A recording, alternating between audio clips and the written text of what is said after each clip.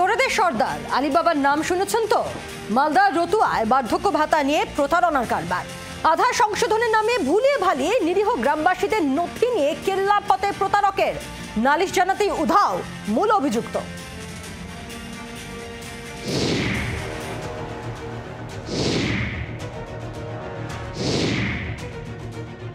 আকছারি দেখা মিলছে জাল বার্থ সার্টিফিকেট, জাল আধার। এবার রাজ্য সরকারের বার্ধক্য ভাতা নিয়ে বড় জালিয়াতির অভিযোগ।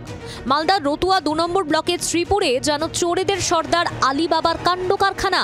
কিভাবে প্রতারণার কারবার? প্রথমে আধার কার্ড সংশোধনের নামে নথি আদায়, নেওয়া হয় উপভোক্তার ফিঙ্গারপ্রিন্টও। তারপর 40ঊর্ধ্ব মহিলা ও পুরুষদের নতুন অ্যাকাউন্ট খুলে বার্ধক্য ভাতার টাকা ঢুকতেই উধাও টাকা।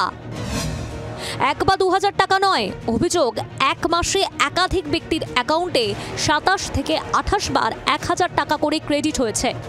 ঘটনার সামনে আসতেই বিডিওর কাছে লিখিত অভিযোগ দায়ের উপভোক্তাদের। উঠে এসেছে প্রতারণার মাস্টারমাইন্ড জাকির শরীফের নাম। অভিযোগ, রতুয়ার মাগুরা বাঁধ রোড এলাকায় এই গ্রাহক সেবা কেন্দ্রের আড়ালেই চলছিল এই প্রতারণার কারবার। প্রতারণা প্রকাশ্যে আসতেই চম্পট অভিযুক্তের। নিরীহ গ্রামবাসীদের ব্যবহার করে প্রতারণা।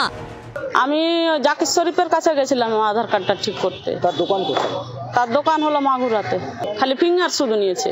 আচ্ছা, তারপরে আমাকে বলছে যে আমি টাকা ঢোকাচ্ছি, আমি টাকা উঠে নিয়েছি। কত টাকা ঢুকেছে আপনার অ্যাকাউন্টে? 40। আচ্ছা, তারপর সেই টাকা কি করলো? সেই টাকা ও ফোনপে থেকে ট্রান্সফার করে নিল। আধার কার্ড ঠিক করতে গেছিলাম, আধার কার্ডে একটু নাম গোলমাল ছিল, ঠিক করতে গেছিলাম। ঠিক করতে যে আমার ডকুমেন্টস নিয়ে অ্যাকাউন্ট খুলে দেয়, আমি কিন্তু জানতে পারি না। ঘটনার সামনে আসতেই শুরু হয়েছে রাজনৈতিক চাপানুতর। এই তৃণমূল সরকারের আমলে পুরো পশ্চিমবঙ্গ দুর্নীতির আতরে ভর পেয়েছে। জালিয়াত তো সব জায়গায় রয়েছে, আর জালিয়াতি তারা করছে। সরকার খুব স্ট্রিক্ট। এরকম ভাতা নিয়ে যারা এসব জালিয়াতি করছে, বিডিও সাহেব নিশ্চয়ই তদন্ত করছেন। প্রশ্ন উঠছে, দীর্ঘদিন ধরে বার্ধক্য ভাতায় জালিয়াতি চললেও কেন টের পেল না প্রশাসন? কেন নিরীহদের নালিশ পর্যন্ত অপেক্ষা করতে হবে? জাকির শরীফদের টিকি ছুতে পারবে তো প্রশাসন? রণজা সিংহ রায়ের রিপোর্ট, জি 24 ঘন্টা।